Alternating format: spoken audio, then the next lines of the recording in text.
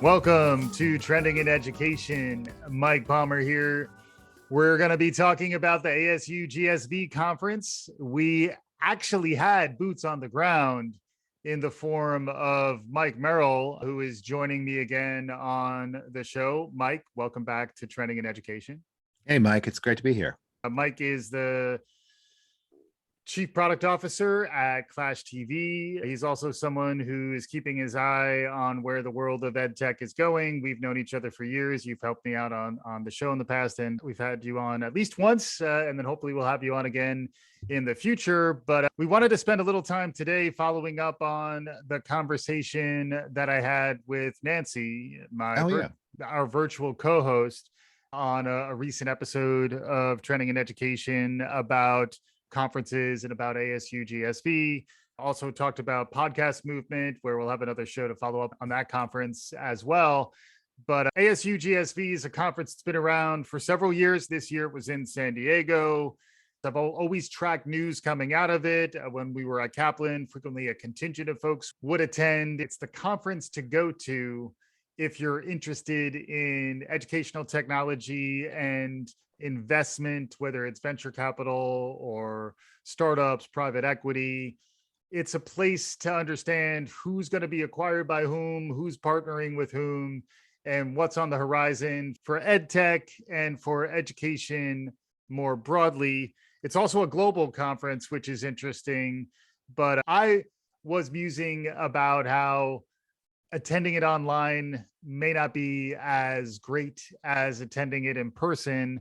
And that's part of why I wanted to get you on, Mike, since you were attending it in person. What was the experience like? And then from there, I think we can get into some of what you were picking up around trends, around the use of artificial intelligence and machine learning as it relates to education. But before we go there, I'd love to get some broader impressions of what it felt like to be at a conference again, and then also at this EdTech investment, future-oriented strategic conference. Yeah, great. Thanks, Mike. It was great to be there. I hadn't been in a couple of years, but it's a great conference. It's in San Diego, which even in August is a wonderful place to be. Great weather, fish tacos. Yeah. It's a terrific conference. And as you said, it is the kind of premier EdTech and I call educational reform through investment conference. I know that's a long. That's good. That works. That's a tongue twister, but that's a focus. So there's some people there who are trying to change education for the good, who aren't doing pure ed tech. It was a great conference. It was really good to be there. It was pretty well attended. I have to say that probably the global aspect of it was a little dampened, I think, by two factors. One was COVID. So probably people were hesitant to come to the US or unable to come to the US.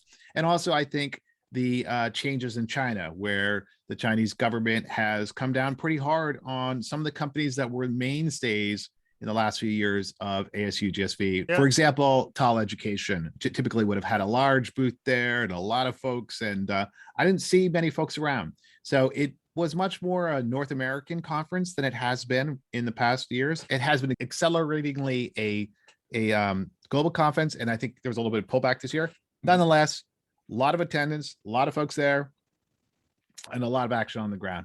Yeah. And then the proxemics, the ways in which humans relate to each other in space, and also conventions around wearing masks and COVID testing and comfort at the hotel lobby bar.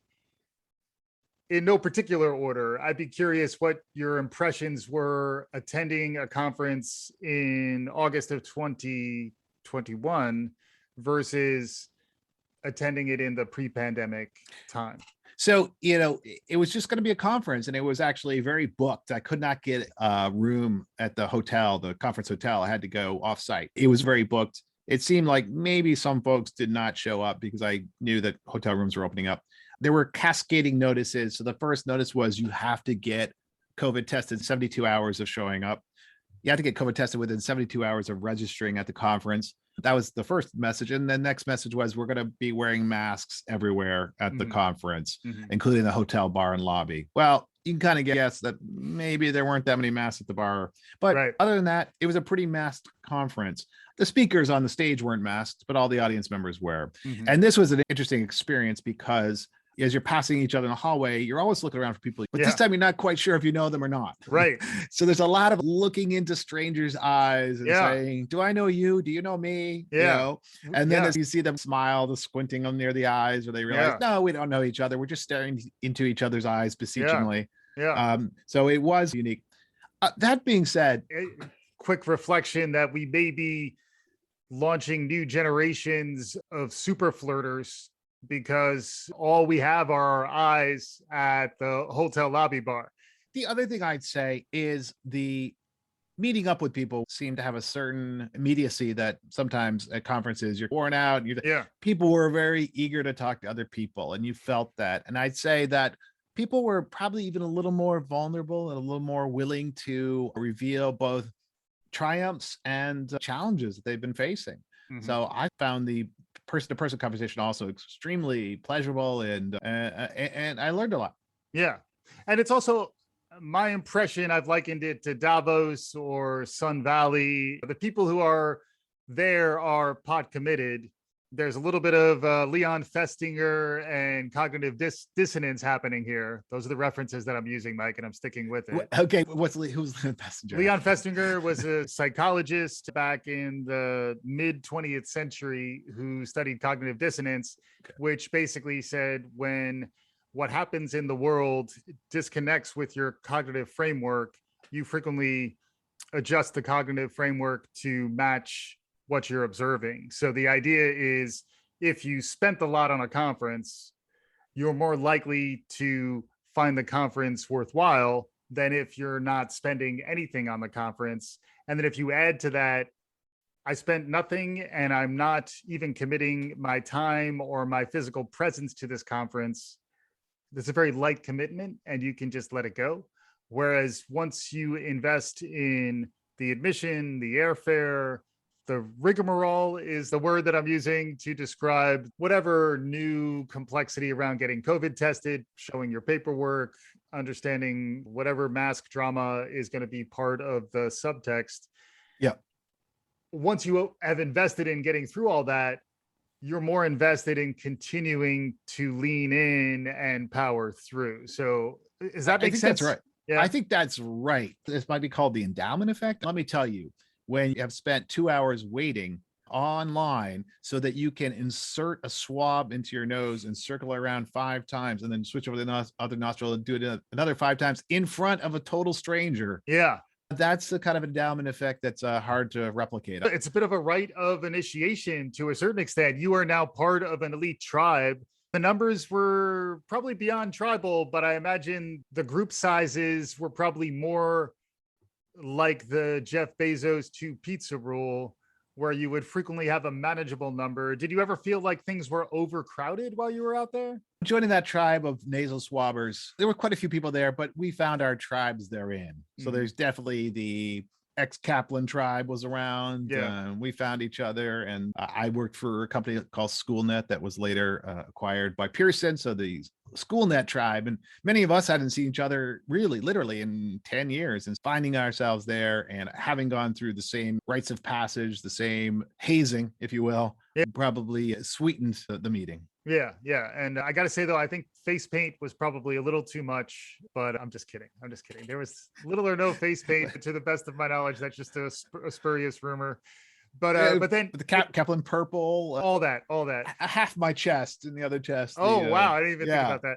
But no. then you were somewhat intentional about your time. So in addition to the benefits of being present with other people and being able to engage, there are some concerns around the haves versus the have-nots, where the haves go to the conference and the have-nots engage online, and there winds up being a separation as opposed to maybe more of a connection that could happen there.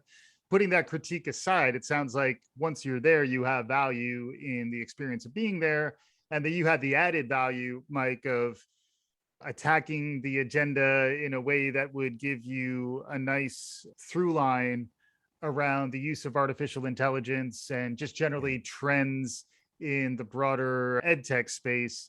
Can you walk us through maybe what you were trying to get out of the conference and how you designed your plan of attack? Right. So yeah, the conference typically for me in the past has been, I'm representing the company I'm working for. So there's a lot of focus on that. I didn't have it this time because the company I work for right now is not in the ed tech space. So I had a little bit more of a free reign. I was not tied to a booth, for example. So that was nice. But I really focused on meeting some folks I haven't seen in a while and some serendipitous encounters as well. And then I decided to not bounce around from this to that to the other talk, but really focus on the AI and related talks where I could. I thought, hey, why don't I really dig into this and really try to see if I can build my knowledge over the course of a day and a half and actually learn something that's meaningful and relatively deep rather than just the surface level. Yeah. And then putting this in a little bit of broader perspective around ed tech, one of your takeaways is that ed tech itself is on fire. I think that means in a good way. It's like in Fuego, he's heating up, it's lit, it's on fire, as like, this girl is on fire. It's like that kind of on fire, right? Yeah, a very Alicia Keys on fire in this case. Yes. Absolutely. I think this is accelerated by a number of trends. The most obvious one being the pandemic, obviously, which showed us that maybe a year and a half of pure online wasn't great, but there was something of potential value there in a hybrid model. Other things happened as well, but I think that's the crucial one. And AI, which we'll talk more about clearly. So I think the last ASU GSV I went to is maybe 3 years ago. I'm losing time, I think most of us have. And there were definitely fewer than 10 unicorns. A unicorn is a company with $1 billion valuation. Yeah. There were fewer than 10 unicorns. It might have been 3 or 4, Mike, right? This time, Michael Moe, who's one of the founders of the conference, tells us that there are 44 unicorns in the ed tech space. So that's an enormous acceleration over a couple of years. It also sounds like a great title to an ed tech children's book. 44 unicorns? 44 unicorns in the ed tech space. It does sound delightful. And the other thing he pointed out, given all that, there's still room for much, much more. Because if you compare ed tech to a field of a similar size like healthcare, if you compare education and healthcare, and you look at the percentage that is currently being represented by ed tech companies versus health tech companies, there's no comparison. Ed tech companies are still a tiny little bit of the thing. So there's a lot of potential upside, incredible amount of potential upside still in the space. Yeah. And related to that, I think also medical education, places where education intersects with this massive trend around healthcare, is another space that I know you and I have talked about in the past. But we wanted to focus in a little more on artificial intelligence. When you and I were going back and forth a little bit getting this conversation together, we were also talking about the concept of an AI winter versus an AI spring or summer, or whichever season we may be in. The level to which R&D is happening, the level to which dollars are being spent in artificial intelligence has gone through hype cycles and trends back and forth. We're now at a point where there is edtech spending capacity. Folks who have had their capital on the sidelines are ready to spend a little bit more. One place where they may be spending is AI as it relates to edtech. Can you give us some context around AI spending patterns, AI winters, and where you think we might be around AI and ed tech? Yeah, I just talked about how great ed tech is and how great it's taken off. The other side of it is that the outcomes, however, are not commensurate. And in fact, what we've seen in the pandemic has been not a closing of the gap, but maybe an increasing and accelerating gap between the haves and have-nots. And I think AI fits in very nicely in there. The people I saw talking about this really thought there's an opportunity for AI to narrow this gap by making high quality instruction cheaper, more accessible, and this is where AI can really shine, individualized to meet the real differentiation and needs amongst the many students. This is the holy grail of personalized learning. It is, right. And the beautiful thing here is the idea of it actually helping, say, the 15% of students that one of the participants talked about it as being on the autistic spectrum. So, okay, AI winters and summers. Let's talk a little bit about that. So the original AI winter came after an initial AI summer. In the 80s, there was a lot of focus on what were called expert systems. So the idea was that you wrote a bunch of Lisp, which was this early kind of language in AI. You wrote a bunch of Lisp rules. You just kept creating these Lisp rules. And eventually you would get to the spot where that thing would be smart enough to do stuff. And there, by the way, there are areas in which there were some successes, like in diagnosing particular illnesses. It could be a nice assistant to a doctor. Mm-hmm. It's hard to scale that, and it really wasn't taking off. And AI as a field got depressed, say, in the 90s. And coming into the past 10-ish years, another kind of thread that was already there really took off. And that was the idea of neural networks. And so folks like Jeff Hinton has been working in neural networks since the 80s. He was in the background talking about how important this was. Not a lot of people were listening. What happened was that accelerated this was sheer amount of data that has been gathered through all sorts of things, obviously on the web, but through all sorts of, there's just so much data. And they realized that using that data, they could create new models of AI that didn't rely on people handwriting every single instance. The machine would teach itself. That's a simple way of talking about machine learning. The machine discovers the difference between two things and can then predict it in the future based on its own discovery within the statistics of that data set. Yeah. And that has been obviously accelerating. Some of the most famous things are the deep mind successes in Go and then chess and in poker, but also I think more broadly in recommendation systems, and if you think about recommendation systems, you can see how that could be a nice pathway to things like adaptive learning, right? Yeah. Oh, you're good at this. What about that? Oh, you're a little weaker here. What about that? So that's where the AI winter and summer, and it really feels like we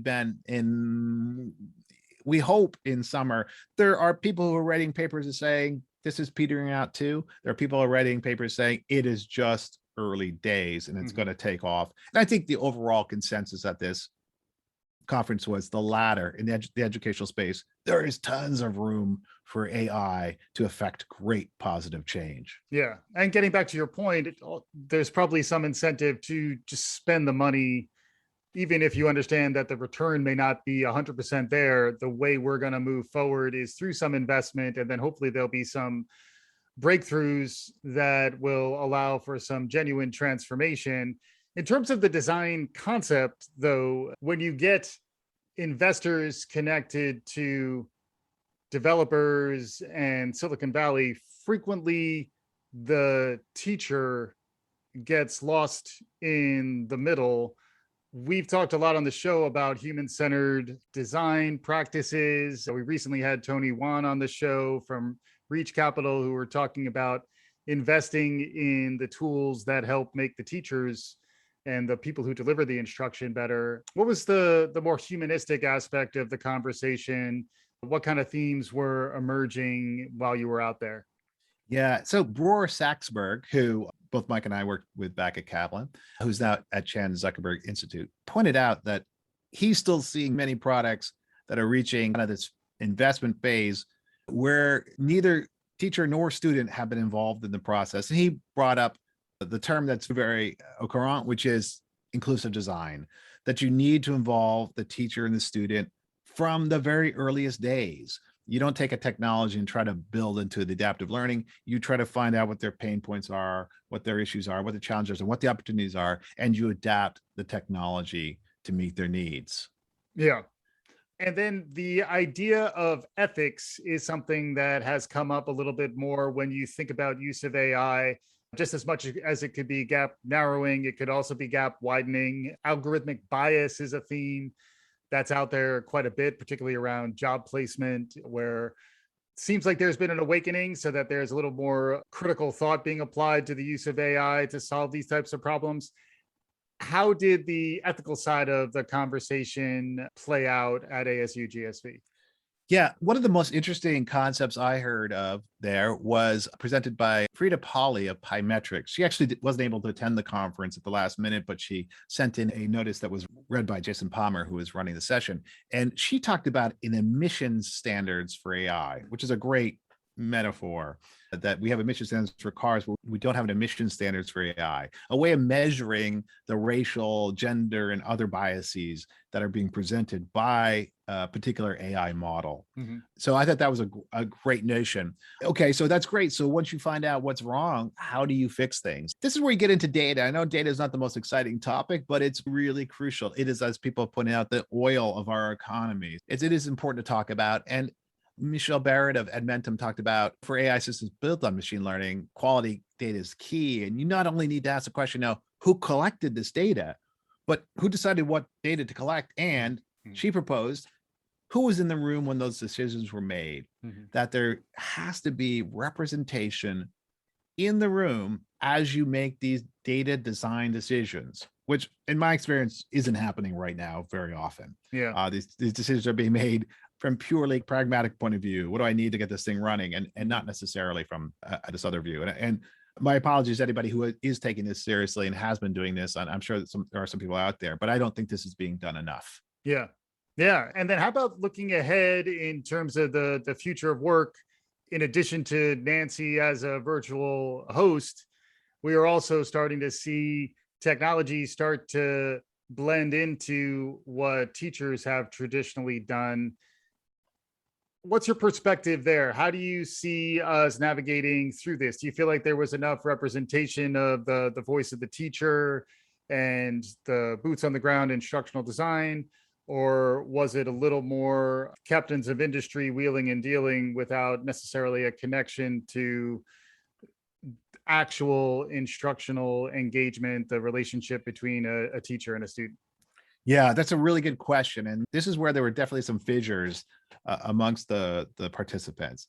In general, people talked about keeping the teacher in the loop, but there's still questions about exactly what is it that the AI can do. So Satya Nidda of Merrill Mind talked about his experience with Watson trying to build a tutor and finding out that one of the biggest challenges was the acceptance by the student, whether or not the student would accept them. And so with Merrill Mind, they're much more focused on handling all the bureaucratic stuff that the teachers do. There's some interesting statistics that suggest teachers spend as little as 1 day per a 5-day week actually working directly with students. And they're spending a lot of the rest of the time on bureaucratic things. So how can you support the teacher with something that takes away that bureaucratic load? Yeah. So that's his focus.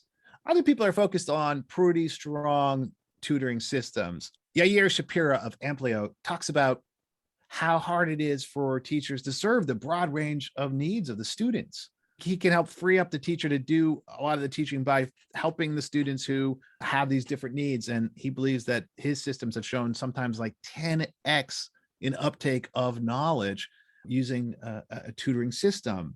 And then there's finally somebody like Rohan Gupta of Quillbot, who says, yeah, we keep a human in the loop. The human's the student. And so what he's working on is a system which actually helps teach students writing, lets them focus on things like the deployment of the argument and the deployment of evidence, while helping them do some of the other writing skills. And he really feels the role of the teacher then is to explain and work with the students on the proper use of that tool. Yeah. And then there's other technologies around the surveillance state around testing is the way I tend to think about it. How do you make sure that this is actually a human generating this content themselves? And to me, this all comes back to these day-to-day Turing tests that are happening where we're trying to figure out whether something is authentically human or not. We're getting towards the free-form stage of the conversation, Mike. So anything science fiction related, anything future oriented that kind of got your wheels turning while you were out there? John Delaney has a great riff on how he spends his day proving that he's a human to computers that I recommend people check out. But it's very interesting. So one challenge that we talked about, that was spoken about, is the use of these NLGs. You'll hear this now, natural language generators, NLGs in the classroom. It was pointed out that when calculators first entered the classroom, there was a lot of sense that's cheating. But now we understand, no, it's actually important that people learn how to use calculator, and then they should focus on solving the problems that the calculator makes easier to solve. The same way when NLGs come in, folks, students are going to use it to write their papers. What we got to do is help them understand how to use it well. That was really contentious. I think that's one of the most contentious parts of this discussion. Yeah. Yeah. And it does remind me a little bit of kids using Minecraft.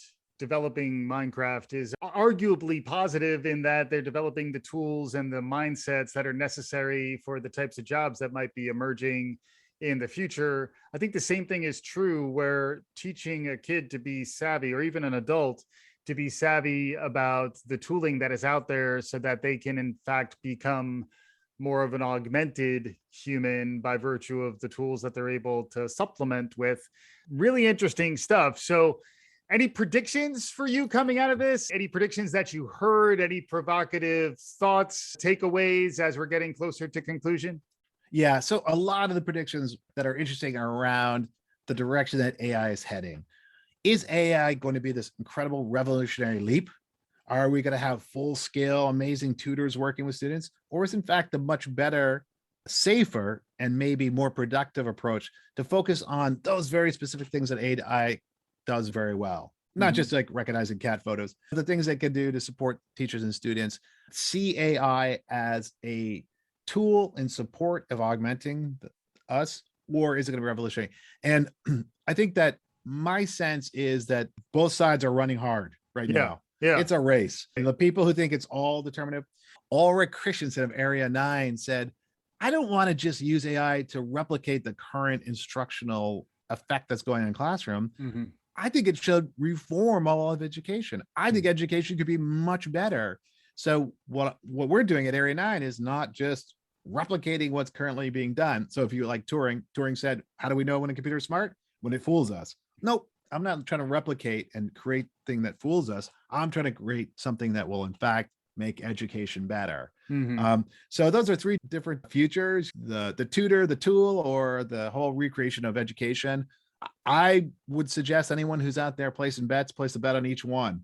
Yeah. The long shot at the reform, the real quick hit at the tool, the individual tools, and a little money in that intermediate space where we could see some real significant adaptive systems in the near future. There you go. So the idea is bet and place a few different bets out there, because it sounds like we're feeling kind of warm. It sounds like it's not an AI winter when it comes to how AI may intersect with education. It's a time where there's a lot of opportunities. There's a lot of dollars that are ready to get out into this space. It's a time to be playing with your head up in EdTech and make smart decisions about when you can go to a conference versus when you can enjoy the liberation from it. I will say the virtual experience, I was questioning why I was watching any of this live when there wasn't a lot of engagement with the remote audience. So I feel like if you're opening up a conference to a virtual audience, the next level will be when those connections can feel natural and ultimately beneficial to all parties. But I don't think we're anywhere near there today. So I was very happy to get you, Mike, who was boots on the ground, getting probably the deeper experience, and then counter that with the other horn of the dilemma, which is I have all my time back to myself, but I don't really get much out of the experience. It sounds like you have a thought.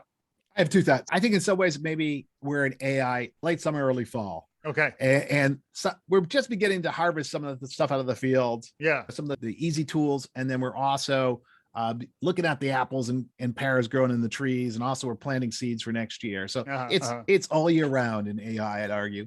Your experience where you did not feel you were fully involved in the sessions. Actually, I think it was mirrored a little bit in the sessions. There were many fewer questions. There was much less audience participation. I think partly for the sheer reason we were wearing masks. They were unmasked. We were wearing masks. It's like we were muzzled. Yeah. I think I heard one question all the sessions I went to. So I do think that, in fact, some of what you were experiencing in terms of involvement was also quite a bit dampened, even in the physical rooms. That's interesting. And I guess what you miss out on is all the stuff that isn't captured in a panel or in a formal session, the time at dinner or the time in the bar or the time in a meeting when the real fruits of many of my conference experiences have come outside of the formal structure of the conference sessions. But really great to get your perspective on ASU GSV. Mike, thanks again for joining. Thank you, Mike. It's been a pleasure. It was great going to the conference. It was great talking to you about it. Awesome. And if you're out there and you're listening, there's conferences for us to attend. If you run a conference, you want someone to provide a deeper dive, we're happy to go. We'll be back again soon. This is Trending in Education.